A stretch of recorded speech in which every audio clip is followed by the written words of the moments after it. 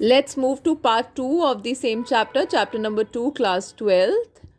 Pollen के advantage और disadvantage की बात कर रहे हैं. एडवांटेज ये है कि ये रिच इन न्यूट्रिएंट है और सप्लीमेंट्स की तरह यूज़ होता है जिम प्रोडक्ट्स में या फॉर दी हॉर्सेस. ऑल्सो इसका एक डिसएडवांटेज है कि ये एलर्जन है, रेस्पिरेटरी डिजीजेस जैसे एज़मा या ब्रोंकाइटिस कॉज करता है. एनसीईआरटी ने ओवरी के बारे में बात करा है कि ओवरी के अंदर ओव्यूल है, जहाँ पर जिस पार्ट से ओव्यूल अटैच है ओवरी पर वो उसको फ्यूनिकल कहते हैं. प्लेसेंटा की बात करी है. वहीं उन्होंने कहा है कि ओवरी मल्टी कार्पुलरी भी हो सकती है और मोनोकार्पुलरी भी हो सकती है. मल्टी कार्पुलरी के केस में कार्पल्स फ्री भी हो सकते हैं, यानी कि एपोकार्पस कंडीशन हो सकती है, और फ्यूज्ड भी हो सकते हैं, यानी कि सिन कार्पस कंडीशन हो सकती है. सिन कार्पस पेपेवर में और एपोकार्पस माइशीलिया में दिखाया गया है. Very important question. इसका डायग्राम भी आप लोग एनसीईआरटी से ज़रूर देख लीजिएगा. मेगास्पोरेंजियम ओव्यूल का डायग्राम एनसीईआरटी ने दिया हुआ है. Labellings are very very important, तो इसको एक बार प्लीज़ ध्यान से अच्छे से देख लीजिए. Moving ahead to process of megasporogenesis. बिल्कुल माइक्रोस्पोरोजेनेसिस ही है. एमएमसी मियोसिस 1 करता है, डायड कंडीशन बनाता है. मियोसिस 2 करता है, टेट्राड कंडीशन बनाता है. डिफरेंस ये है कि यहाँ पर चारों मेगास्पोर में से सिर्फ एक ही फंक्शनल रहता है, और वो functional megaspore further 3 mitotic division करता है ताकि एग फॉर्मेशन हो सके. फंक्शनल मेगास्पोर पहले डायड, फिर टेट्राड और फिर ऑक्टाड कंडीशन में कन्वर्ट होता है, 8 सेल्ड कंडीशन. यहाँ पर monosporic development of embryo sac हो रहा है और इस कंडीशन में फ्री न्यूक्लियर डिवीजन हो रहा है. This is very very important question, क्योंकि वॉल फॉर्मेशन बाद में होगी. ये आपके पास एक फीमेल गैमेटोफाइट का डेवलप्ड स्ट्रक्चर है, जहाँ पर आपको चलाजल एंड की तरफ एंटीपोडल और माइक्रोपाइल की तरफ एग और सिनर्जिड दिखाई दे रहे हैं. प्लीज़ इसको ऊपर नीचे याद मत कीजिएगा कि ऊपर एंटीपोडल, नीचे फिलिफॉर्म है, नीचे एग है. बिल्कुल भी ऐसा नहीं है. इट इज़ सिंपली लाइक बहुत तरह के ओव्यूल होते हैं, एनाट्रोपस, ऑर्थोट्रोपस. तो यहाँ पर एनसीईआरटी ने जगह जगह पर दोनों दिखाए हुए हैं. तो आप ऊपर नीचे याद मत रखिएगा. चलाजल पर एंटीपोडल और माइक्रोपाइल पर एग और सिनर्जिड हैं. एग और सिनर्जिड मिलकर एग एपरेटस बनाते हैं. सेंटर में पोलर न्यूक्लियाई सेल्स हैं. पोलर न्यूक्लिया आपस में फ्यूज्ड है, इसीलिए एम्ब्रियो सैक का जो स्ट्रक्चर है वो 7 सेल्ड 8 न्यूक्लिएट बताया गया है.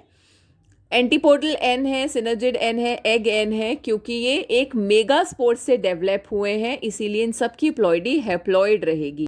पॉलिनेशन से कल पक्का क्वेश्चन आ रहा है. ऑटोगैमी का मतलब है सेल्फ पॉलिनेशन. यहाँ पॉलिनेटर की ज़रूरत हो भी सकती है, नहीं भी हो सकती है. फ्लावर बाइसेक्सुअल होगा. बाइसेक्सुअल का साइन भी मैंने यहाँ बनाया हुआ है. एंथर और स्टिग्मा क्लोज विसिनिटी में है एक दूसरे के, so that pollen can easily land on stigma. यहाँ अश्योर्ड सीड सेट बनेगा क्लिस्टोगैमी के केस में. कभी भी ये फ्लावर ओपन नहीं होते हैं, बाइसेक्सुअल ही होते हैं, इन्हें कोई पॉलिनेटर नहीं चाहिए. इसके एग्जाम्पल वायोला यानी कि पैंसी, ऑक्सैलिस और कॉमेलेना बताए गए हैं. गायटोनोगैमी में एक ही पेड़ पर दोनों तरह के फ्लावर हैं, मेल और female. This condition is monoecious condition if you remember. Unisexual condition नहीं. एक ही पेड़ पर दोनों तरह के फूल होना, यानी कि both kind of flowers terminate and pistillate on the same plant. ठीक है, तो यहाँ पर हम नेबर्स में ट्रांसफर करें, same plant different flower. Xenogamy के केस में डिफरेंट फ्लावर डिफरेंट प्लांट. सबसे ज़्यादा वैरायटी जीनोगैमी में मिलेगी. गायटोनोगैमी को कहा गया है कि वो जेनेटिकली तो सेल्फ पॉलिनेशन है, एनवायरमेंटली क्रॉस पॉलिनेशन है. ऑन दिस पेज बिल्कुल सीधे सीधे मैंने सारे क्वेश्चन लिख दिए हैं कि कौन कॉप टेसल के बारे में एनसीईआरटी ने बात करी है, वैलिस्नेरिया के बारे में बात करी है कि वैलिस्नेरिया का जो फ्लावर है वो सरफेस पर आ जाता है to receive the male gamete. ये एपीहाइड्रोफिली दिखाता है, यानी कि यहाँ वाटर पॉलिनेशन सरफेस पर हुआ है. बैट पॉलिनेशन की या एंटोमोफिलो की, ऑर्निथोफिलो की, चिरेप्ट्रोफिलो की, एनेमोफिलो की बात एनसीईआरटी ने डायरेक्टली नहीं करी है. ये बातें आपकी लैब मैनुअल में की गई हैं, बट इन पर क्वेश्चंस देखे जा रहे हैं, तो आप इनको अच्छे से पढ़कर जाइएगा. पॉलन ग्रेन अगर विंड पॉलिनेशन से होना है तो पॉलन ग्रेन ड्राई और लाइट होगा. वाटर पॉलिनेटेड पॉलन ग्रेन पर एक म्यूसिलेजिनस कवरिंग होती है so that it can float nicely. Bat pollinated flower highly centred होते हैं, वाइट कलर्ड होते हैं और नाइट ब्लूमिंग होते हैं. टॉलेस्ट फ्लावर एमोफोफिलस को बताया गया है 6 फीट इन हाइट है। आउटब्रीडिंग डिवाइसेस के बारे में एनसीईआरटी ने काफ़ी अच्छे से बात करी है। सेल्फ इनकम्पैटिबिलिटी एक जेनेटिक मैकेनिज्म है जहां बाइसेक्सुअल फ्लावर रिजेक्ट कर देता है अपना ही पॉलन। आउटब्रीडिंग का मतलब है कि किसी भी तरह से क्रॉस पॉलिनेशन को प्रमोट करना है। डायोशी होगी तो ऑटोगैमी और गाइटोनोगैमी दोनों नहीं हो पाएगी। मोनीशियस के केस में सिर्फ ऑटोगैमी ही रुकेगी, गाइटोनोगैमी हो पाएगी। पॉलन जर्मिनेशन के लिए बोरिक एसिड और सुक्रोज का इस्तेमाल किया जाता है, ये भी आपने लैब मैनुअल में पढ़ा है। आर्टिफिशियल हाइब्रिडाइजेशन के कुछ स्टेप्स हैं।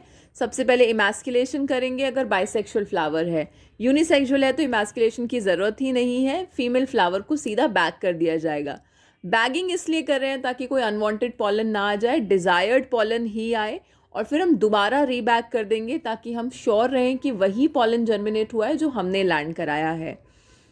डबल फर्टिलाइजेशन के केस में दो प्रोसेस आपने देखे। जो 2 मेल गैमेट आए हैं उनमें से एक एग के साथ फ्यूज़ होकर जाइगोट बनाएगा, दूसरा पोलर न्यूक्लियाई के साथ फ्यूज़ होकर ट्रिप्लॉइड पीईसी यानी कि प्राइमरी एंडोस्पर्म सेल बनाएगा।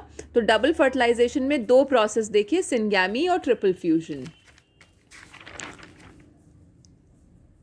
एम्ब्रियो डेवलपमेंट का एनसीईआरटी ने एक डायग्राम दिया हुआ है, that is very important diagram, उसे ध्यान से देख के जाइएगा। डेवलपमेंट की स्टेजेस मैंने आपको यहाँ समझा दिए हैं कि पहले प्रो एम्ब्रियो बनता है, फिर ग्लोब्यूलर, फिर हार्ट शेप्ड और then mature embryo.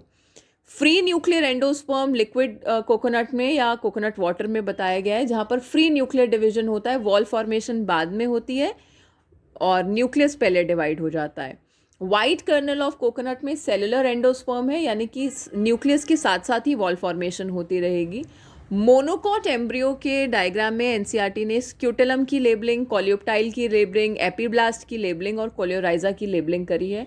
Very important diagram. Monocot seed भी बहुत इंपॉर्टेंट है, मोनोकॉट एम्ब्रियो भी इंपॉर्टेंट है। Scutellum is single cotyledon, hypocotyl is cylindrical portion below the cotyledon, coleoptile, ये दोनों लाइनें बहुत इंपॉर्टेंट है, कोलियोप्टाइल और कोलियोराइजा वाली, ये भूबहू मैंने एनसीईआरटी से ही उठाई है and they are very very important lines. Persistent nucellus perisperm बन जाएगा, सब में नहीं होता है, बीटरूट और ब्लैक पेपर एनसीईआरटी ने बताया है। डिप्लॉयड रहेगा, एंडोस्पर्म और पेरिस्पर्म में सबसे बड़ा डिफरेंस है, दोनों न्यूट्रेटिव हैं पर पेरिस्पर्म डिप्लॉयड है और एंडोस्पर्म ट्रिप्लॉयड है।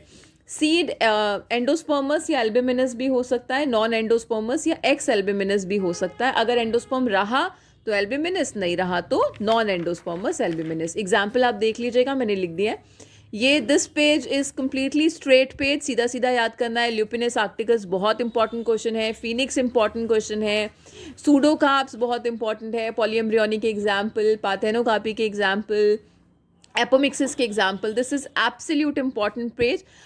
75 जो पॉइंट मैंने लिखा है, ये क्वेश्चन आजकल बहुत सैम्पल पेपर में देखने को मिल रहा है कि अगर सीड को स्टोर करना है तो क्या कंडीशन होनी चाहिए। ये भी एनसीईआरटी के ही पैराग्राफ की एक लाइन है कि पानी का कंटेंट कम हो, डिहाइड्रेशन हो और डोमेंसी स्टेट हो, इनएक्टिविटी हो, मेटाबॉलिज्म कम हो, तो सीड को आसानी से स्टोर किया जा सकता है। This is highly important question जो कि आजकल सैम्पल पेपर्स में देखने को मिल रहा है। I will be soon dropping the video of chapter 3 and 4 as well, so all the best.